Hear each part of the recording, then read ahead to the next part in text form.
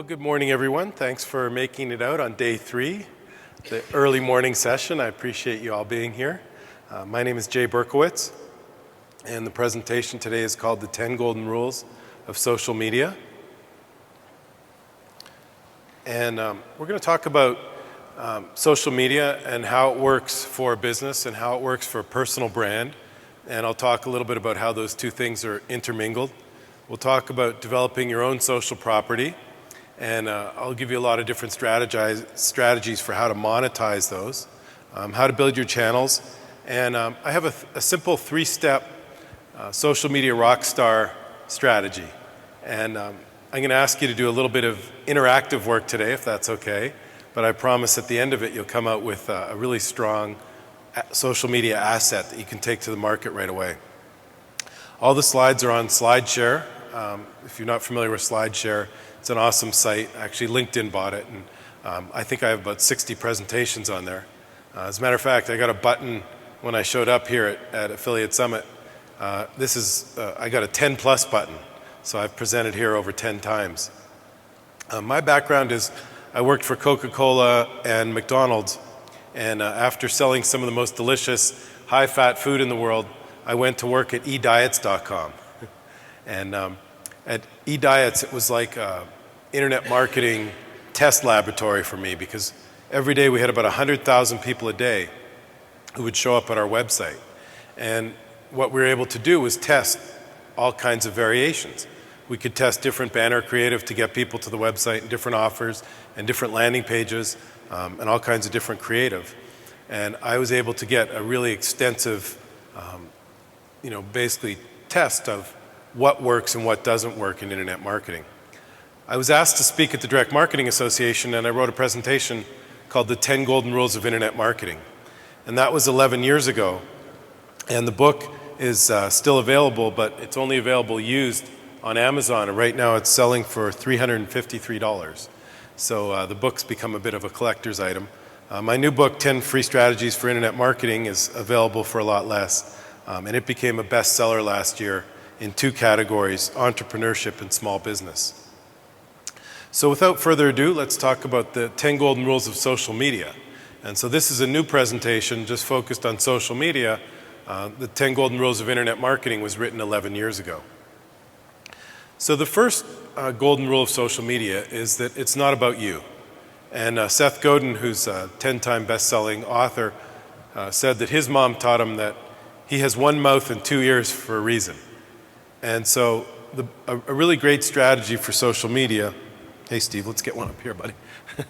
A really great strategy for social media is to listen and be interactive and really talk about the person.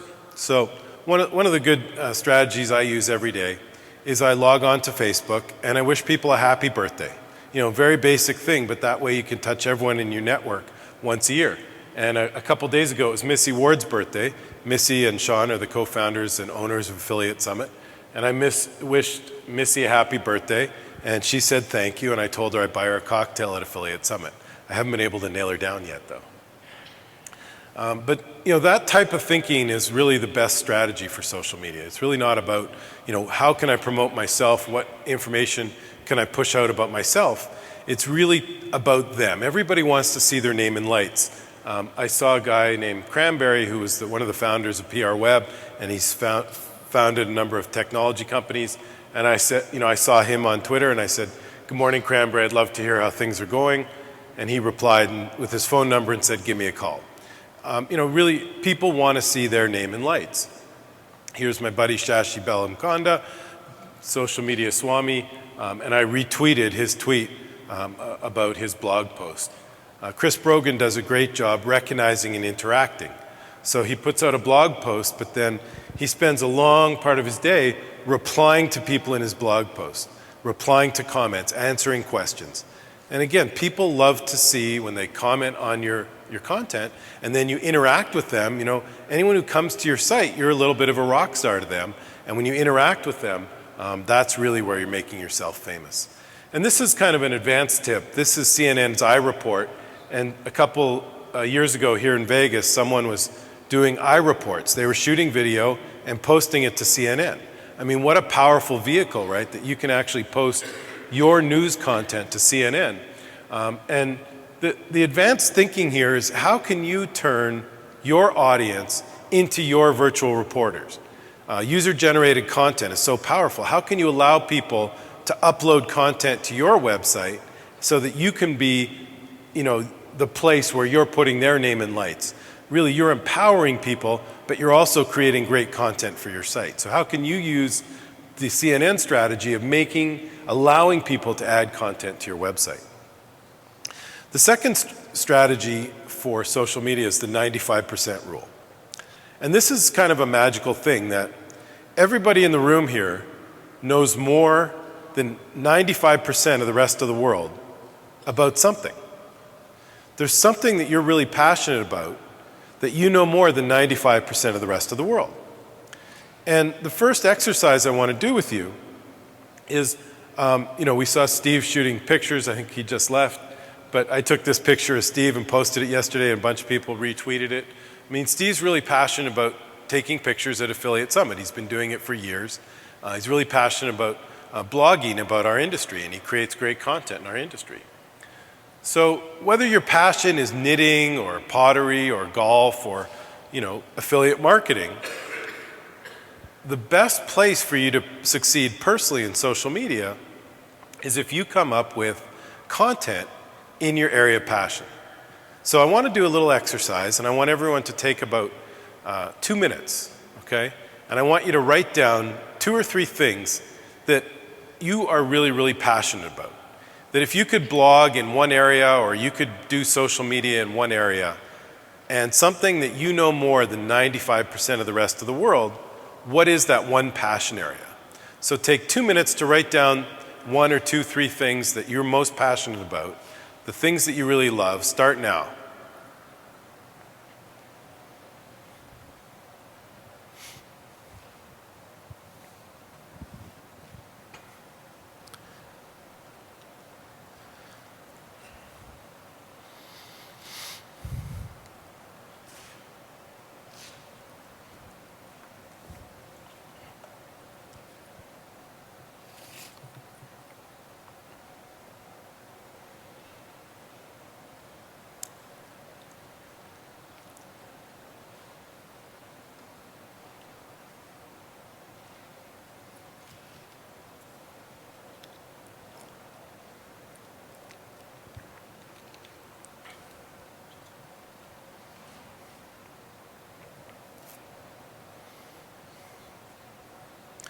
Okay, that one should be relatively easy.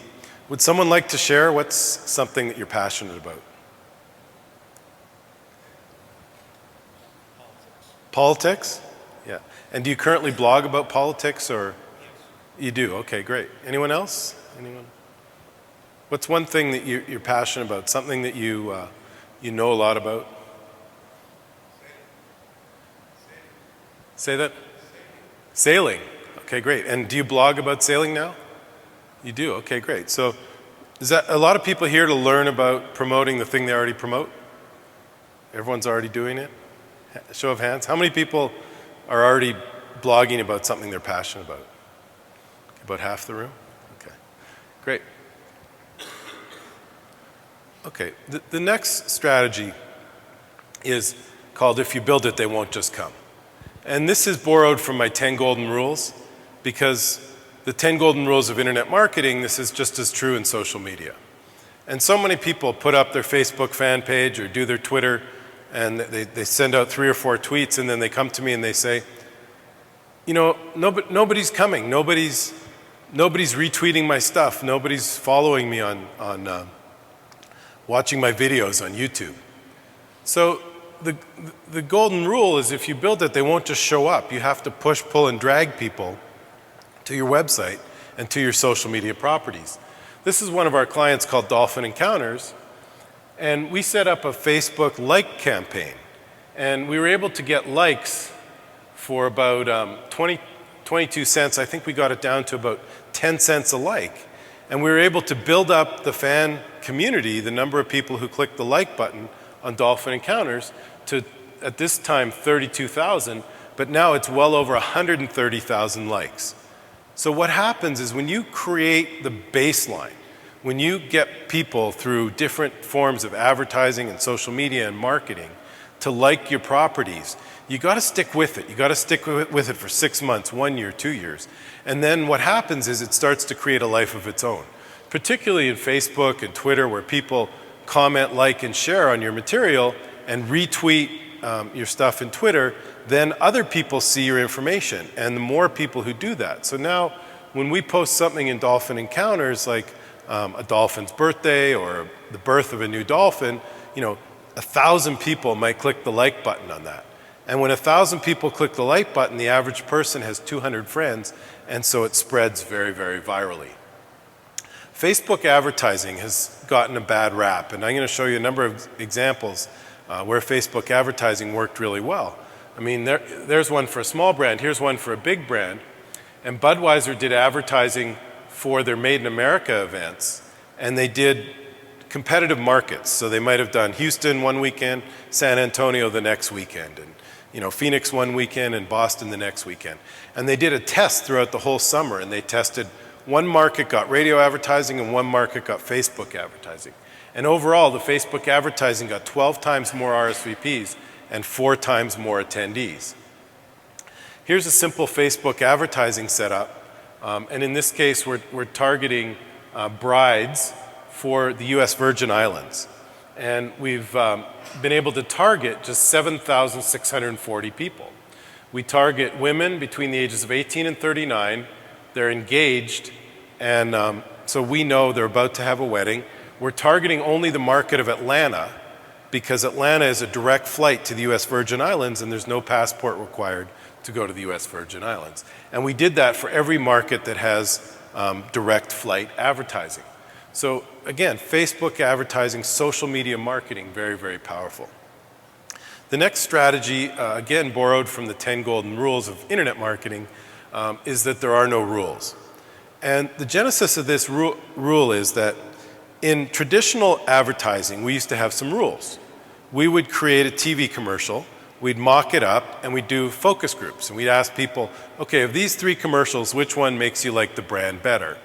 And then we'd we'd shoot the ads, and then we maybe do some more focus groups, and then we put the ads on TV, and we'd use the statistics, and we'd make sure that 70% of the audience saw the ad an average of 3.1 times. Those were the rules of TV advertising, because we couldn't measure everything the way we can in direct marketing or internet marketing, where we can measure very, very quickly and very precisely.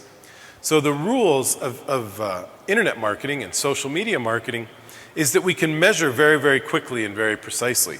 This is a campaign for one of our clients, and these are all different ads. There's 1,283 different ads that we've tested in this campaign. So the rule is that we know very, very precisely that this ad gets an acquisition at $4.24. This ad gets $5.63, $4.88. The rules of interactive marketing, of social media marketing, is that we can test very precisely, but the real strategy here is that you have to come to market with a lot of different varieties and a lot of different testing. You got to test a lot of different offers. You got to test a lot of different ad creative. You got to test a lot of different networks. You test Facebook against YouTube, against Twitter, against Google, and at the end of the day, you follow the least cost per acquisition advertising. Here's an Instagram for Sharpie, and they've done 409 posts, and they've built over 100,000 followers. Again, velocity, lots of action, lots of activity can build your following. The next golden rule is that content is king. And this is, I'm sure you've heard this before, but it's so true in all the examples we've seen. You've got to have a regular content calendar. You've got to bring content out on a regular basis. This is one of our clients, and he's a very small attorney. He's a two-attorney operation based in West Palm Beach, Florida, and he committed to blogging. You know, we had this conversation about creating content. Now, he's in a niche of legal work, and only he could create that content. Like we couldn't hire a writer to create content the way he does. And he started blogging on a regular basis. Basically what he does, he wakes up at 5 o'clock every morning, because he always did, and he spends about a half an hour and he creates a blog article or an article that goes on a legal website. And this is right off his Google Analytics, and these are the number of index pages. So he went from 0 pages 6 months ago to over 600 pages indexed. And then you see what happens with the traffic that comes from his organic search. His traffic is up 73%, because when you create the content on your blog, you build the traffic to it. So content is very, very important. So for the next exercise, I want you to spend about 2 minutes again, and I want you to write down some of the questions that you always get asked in your area of passion.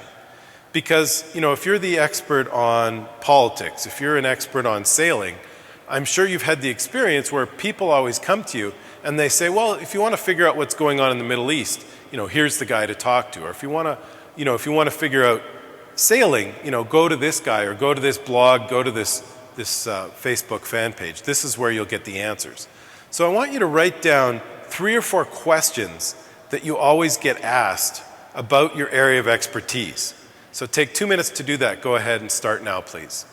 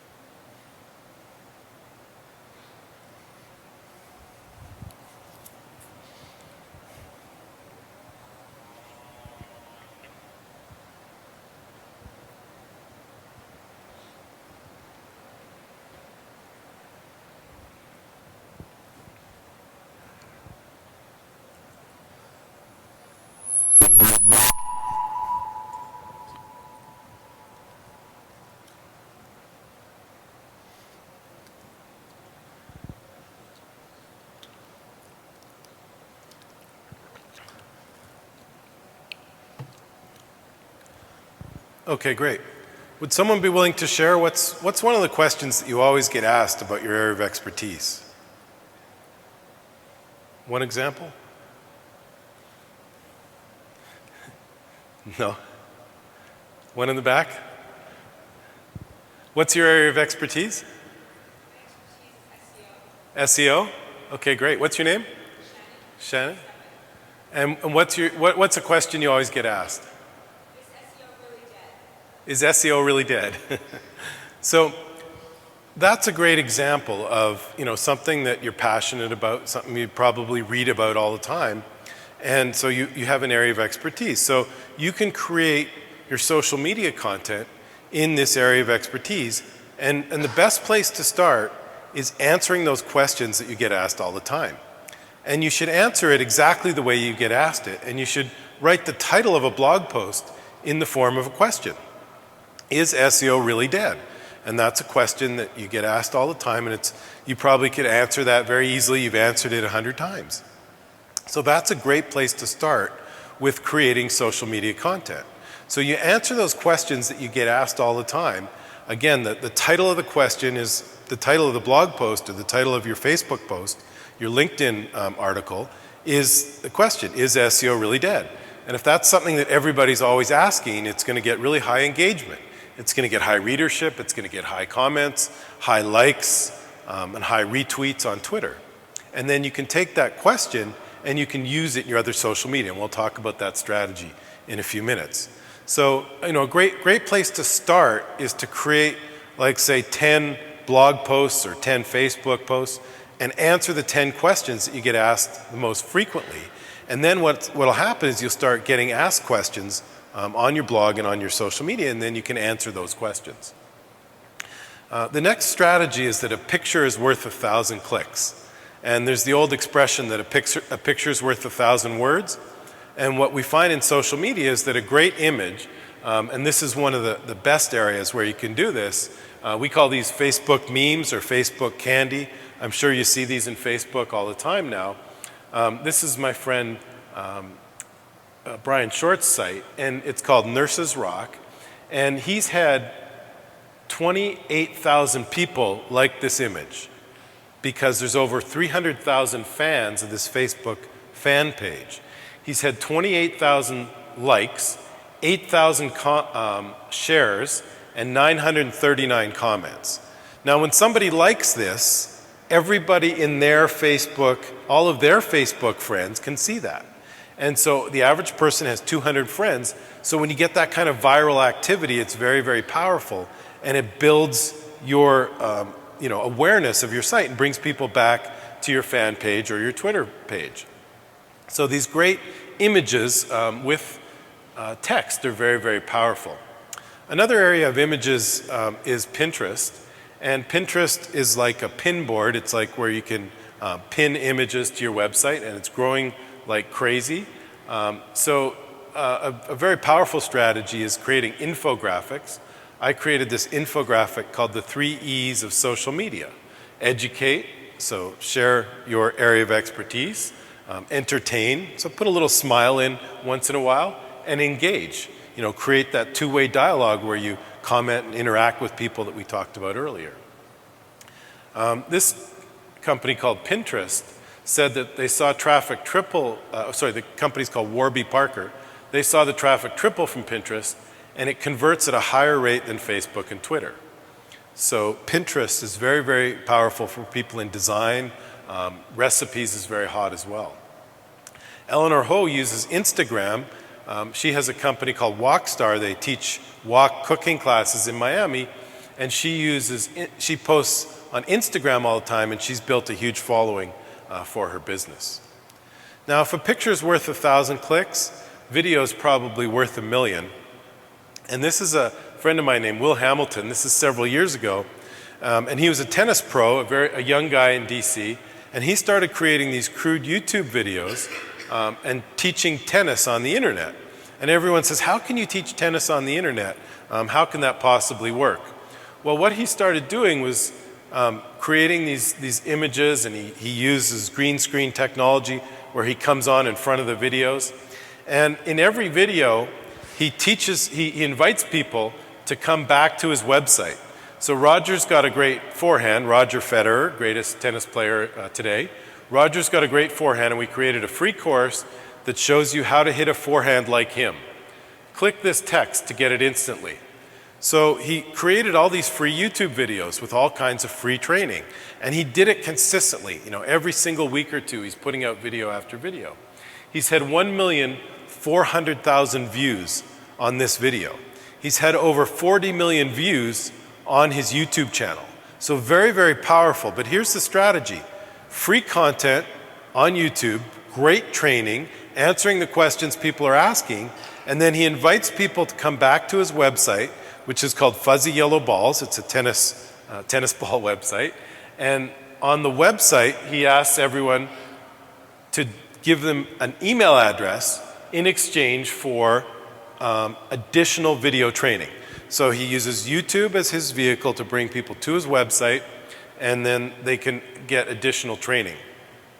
Now, once he gets their email addresses, he offers them training that he's created with professionals, and he started with minor pro guys, and he's built up. These are the Bryan brothers. They're the American twin brothers who've won over 100 titles. They're the most successful doubles tennis team of all time. And this training course has done over $1 million. So he started with free YouTube video. He did it on a regular basis. He invited people to come back to the website to get more free training information. He built his email list, and then he sends them to the free training with the professionals, and at the end of a series of videos, he sells them an online video training course. Another way to monetize YouTube is by creating a YouTube channel.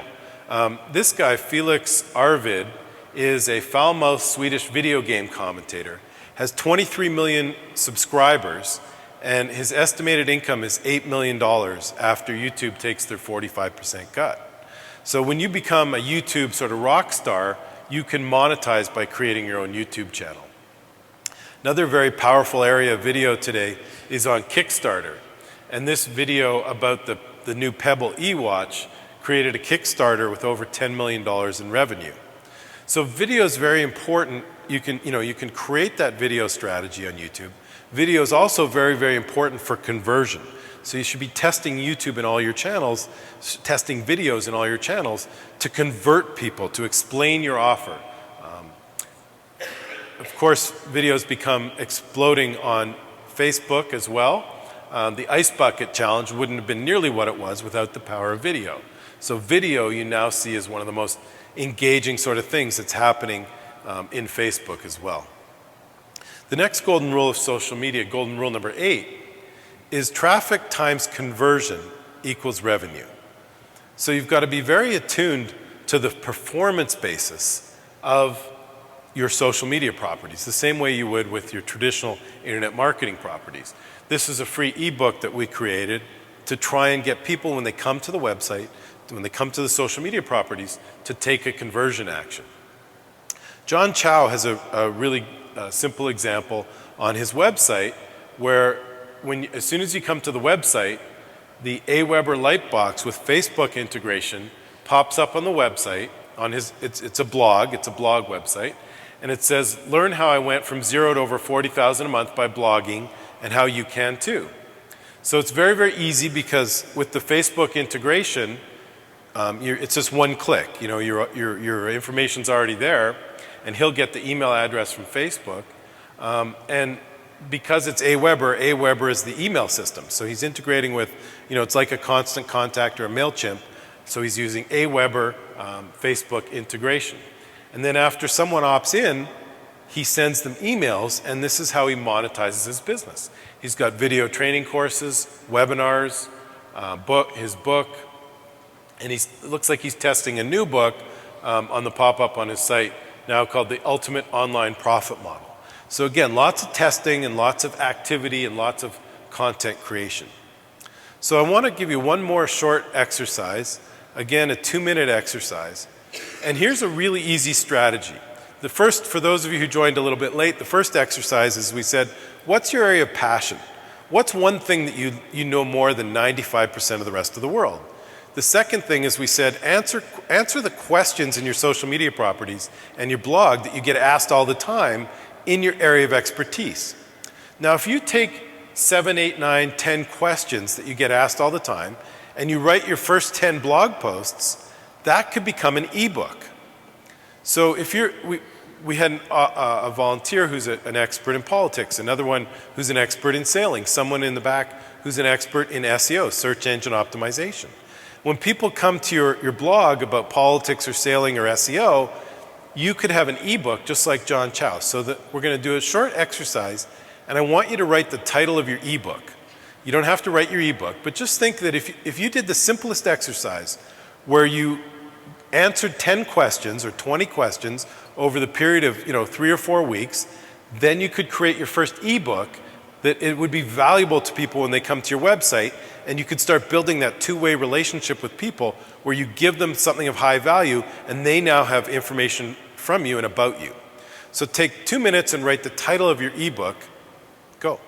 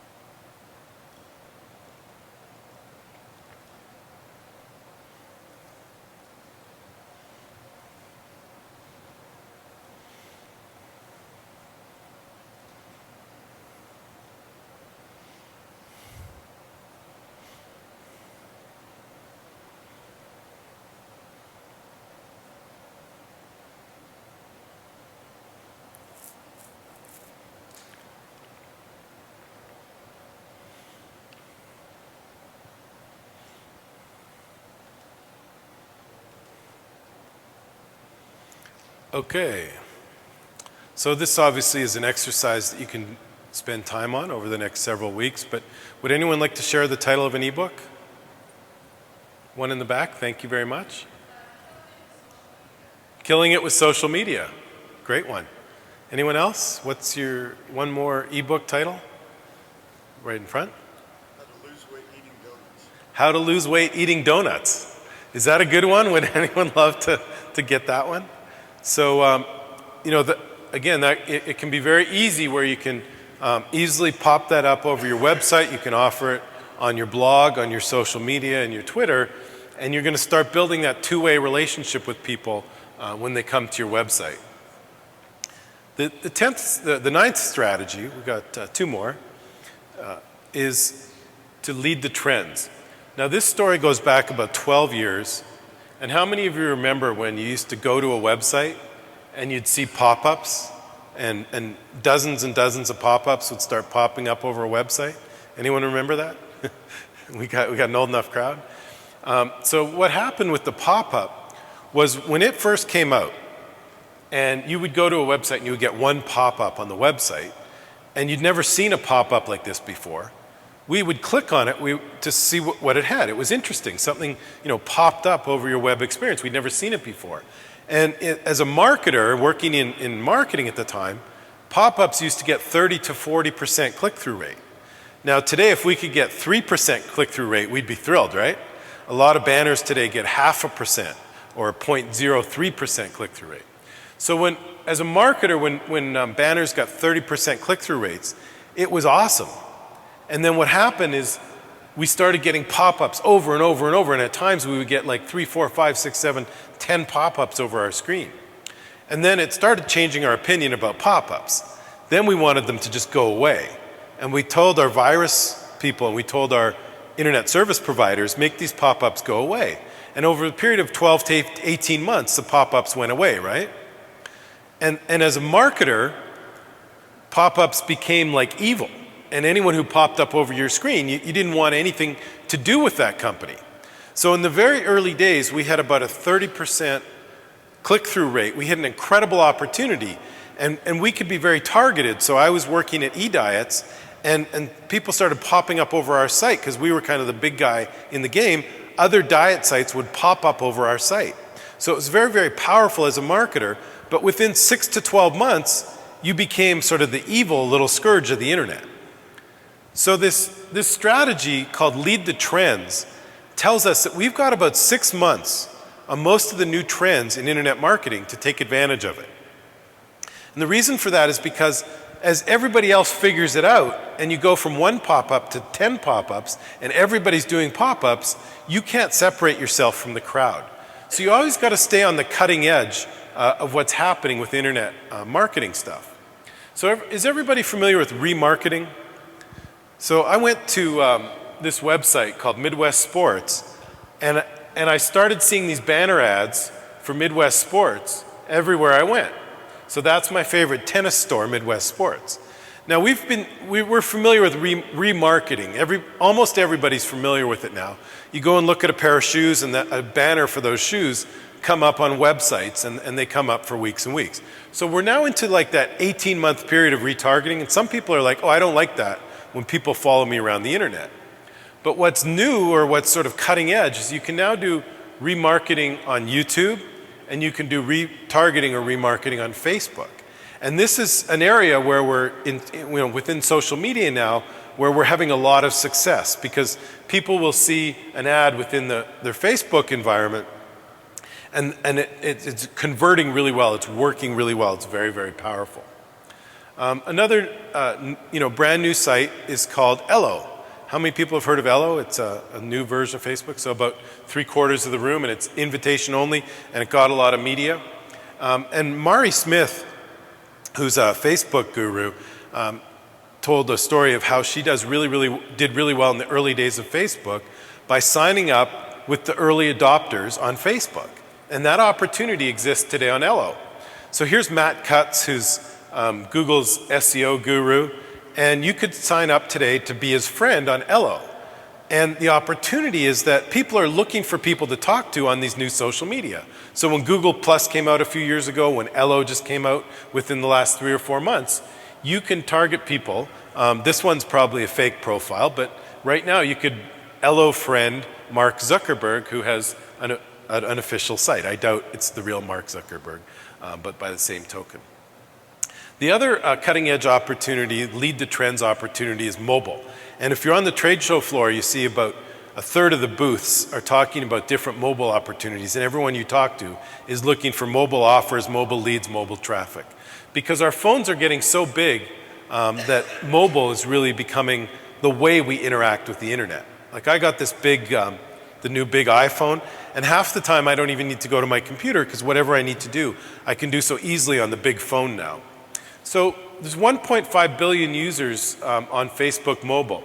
The average person checks 14 times a day.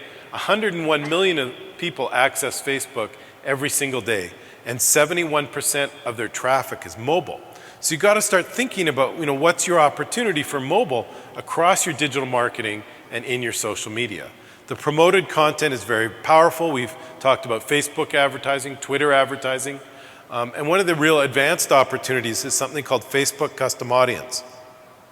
The way this works is you upload your email database. So everybody who's on your email subscriber list, everybody who you've done business with, you upload that database to Facebook. And then Facebook does a match and creates a lookalike audience.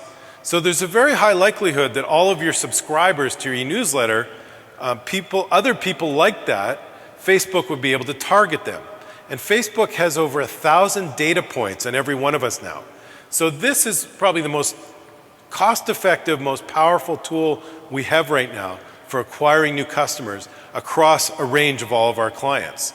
And so basically the way it works, you upload your email addresses into Facebook, you create what's called Facebook Custom Audience. Facebook matches people like me. So let's say, for example, we had a mailing list of people who, if Sean and Missy wanted to do it for Affiliate Summit, they would upload everybody who's ever been to Affiliate Summit.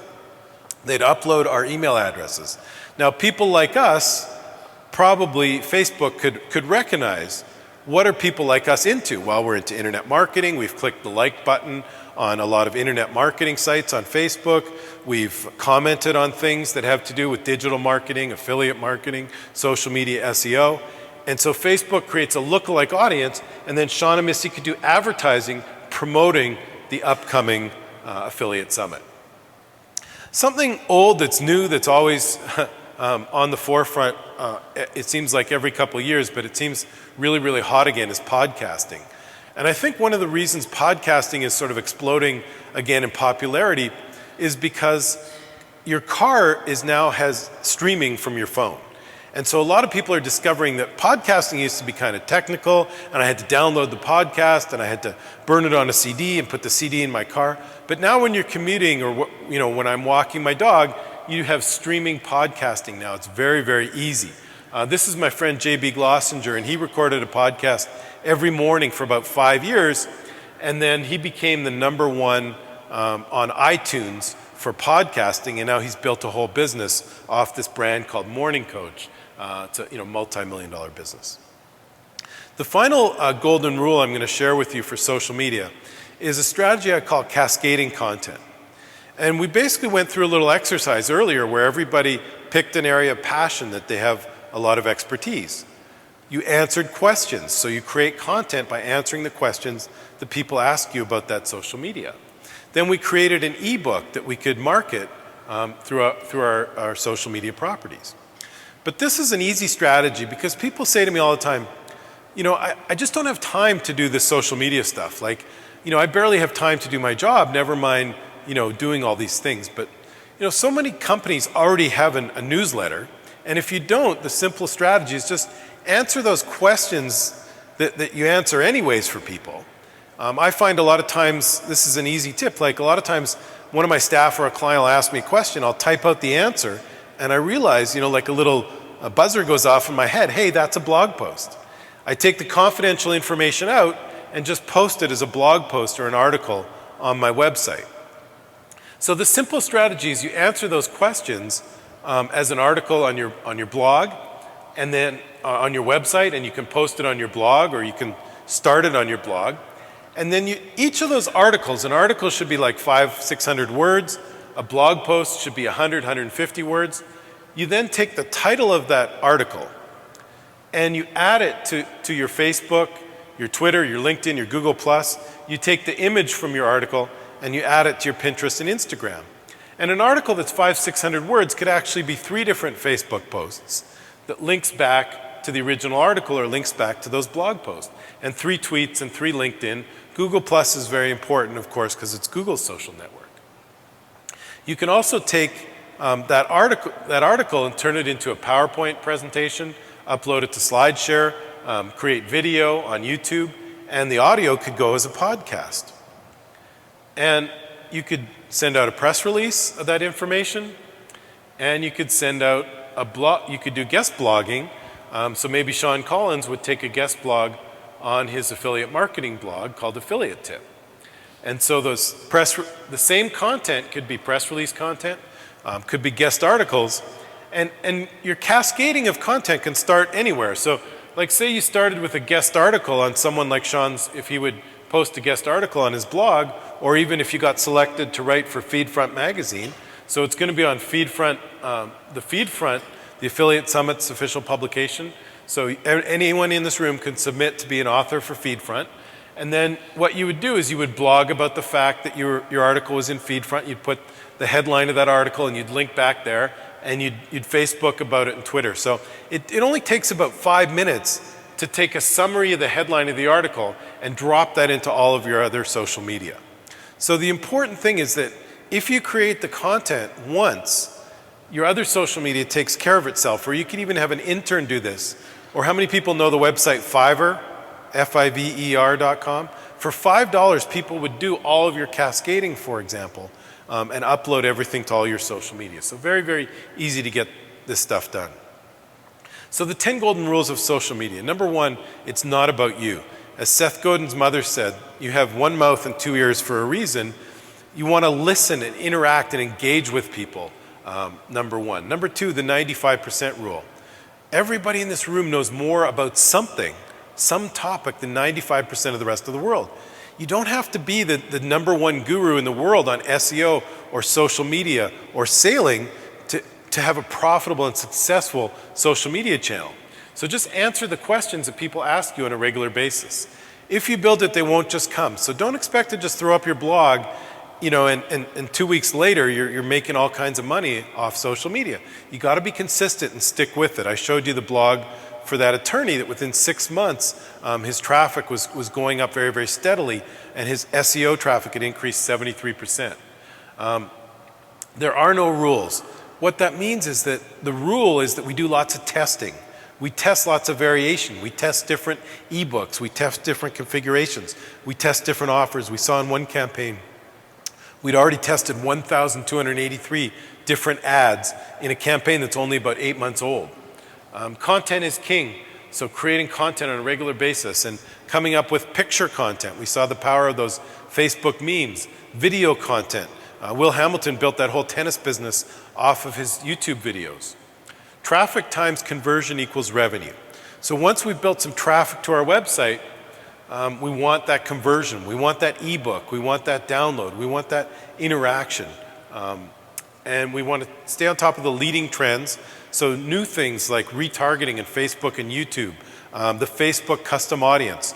Those are the things that are really making a lot of money for our clients right now, because those are the newest things that most of our competitors haven't figured out yet.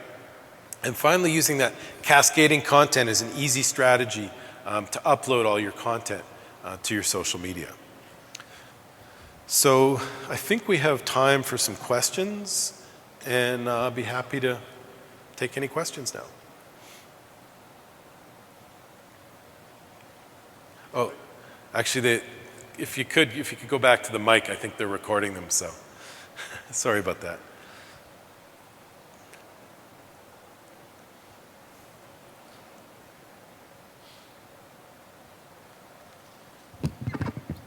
If I'm using Fiverr, what directions, say I've got a blog and I go, guys, I want this to go different ways. Is it easier to send them the blog to put to different places, easier to send a video that they can then just write down that way? What's the best, should I send them 2 or 3 content and say upload? What's the best starting point? So here's how I use Fiverr. And Elance is another good one. Guru is another good one. And you can find people to do almost anything. So they can write your content, they can create videos of your content, they can create voiceovers for your videos. So the first thing I do when I go to Fiverr is I'll search by a subject area. So say you search social media posting, and then I'll sort by the highest rated. So I always want to find people who've done a lot of jobs and they're highly rated by the community. So every time you complete a job on Fiverr or Guru or Elance with a freelancer, they ask you to rate those people at the end of the job. So I find the highest rated people in the area of expertise, I take a look at the jobs they've done, and that's how I select the person. And then like say you wanted to write an article, so you wanted an easy way to do your cascading content. What I would do is I would find someone who, I will post your social media for you, and maybe find someone who's a writer or a social media content creator. And then I would work with them a little bit, like I would give them 1 or 2 projects, and I would make sure I can trust them, because to do the cascading, they're gonna have to have your logins for all your social media. So I would build some trust with them. I would give them 2 or 3 small jobs. The other thing I've done on Fiverr is, like a lot of times I'll get a design done for a presentation or an ebook cover. That ebook that we had earlier, we got that done on Fiverr. Let me just go back to that because it's beautiful.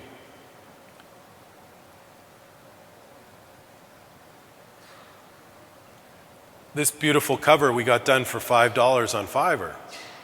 So what I'll do a lot of times is I'll give that job to 3 different designers on Fiverr. I'm a big spender, right? It costs $15, so I give 3 people the job to do the design, and then you might pay an extra $10 to get like the full artwork and everything once the job's done, or you might pay $5 for changes.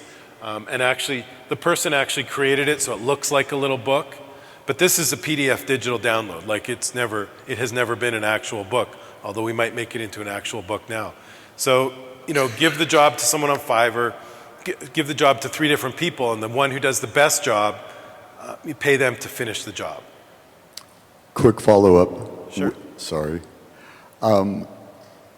Do you prefer to have it looking like an actual book, even though it is a PDF download, as opposed to just a flat piece of here's the book?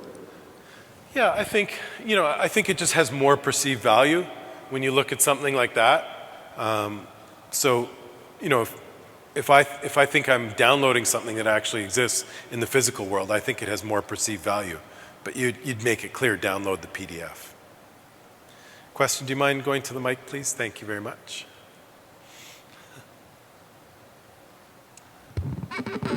Hello.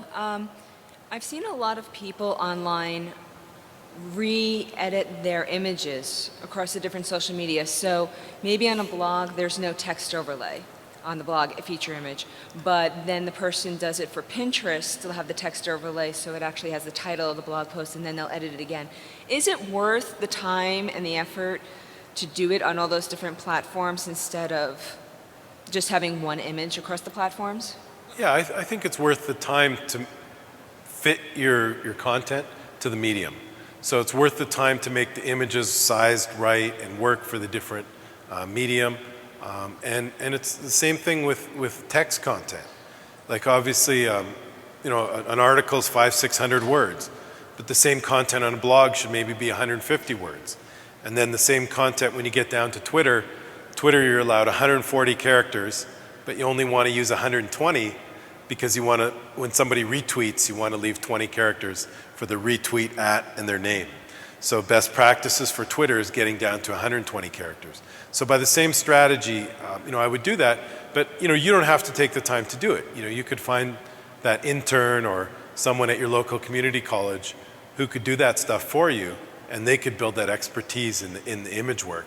I think we're all most valuable for creating the content, and the $5 to get someone to modify that content is very valuable, and you should just create another article in your area of expertise. Thank you. Thank you. Any more questions? All right, well, I'll hang around and answer any questions up here. Thank you all very much.